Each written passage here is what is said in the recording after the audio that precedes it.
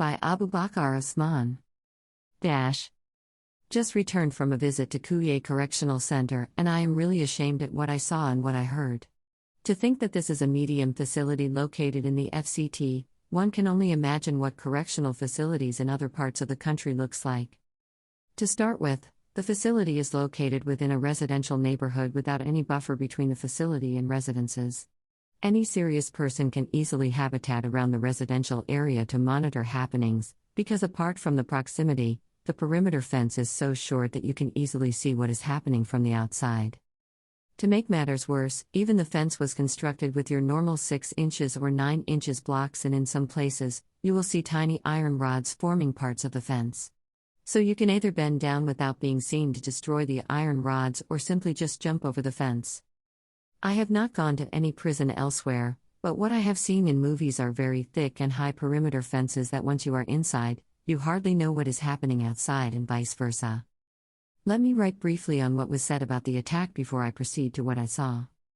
According to the military officer and the correctional service officer in charge of the facility, the attackers, estimated to be close to 300, came on foot, used dozens of IEDs at different spots to blow up structures and some to cause distraction while gaining entrance into the main prison.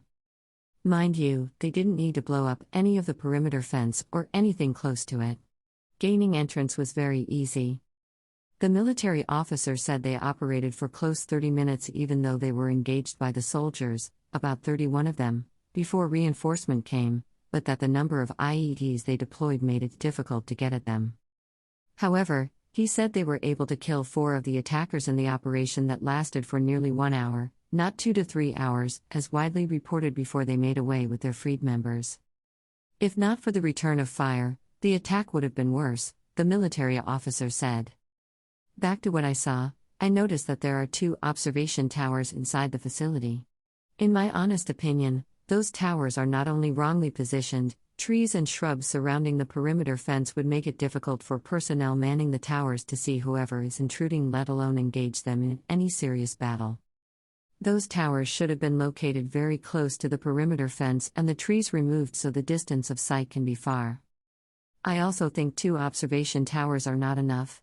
We should have 4, all mounted with rotating lights whose illumination can blind the eyes. Abi no be so we see 'em for movies? The most shocking of what I saw at the Kuje Correctional Center is the issue of CCTV cameras. While I saw a few mounted on the 2 observation posts, the entire facility largely does not have cameras, but that is not even the issue. The few ones available are not working. The officers on ground confirmed this, meaning there can't even be a replay of what happened at the facility to see lapses and how they can be corrected. How can a medium security prison in the capital city of a country, in 2022, not have CCTV cameras?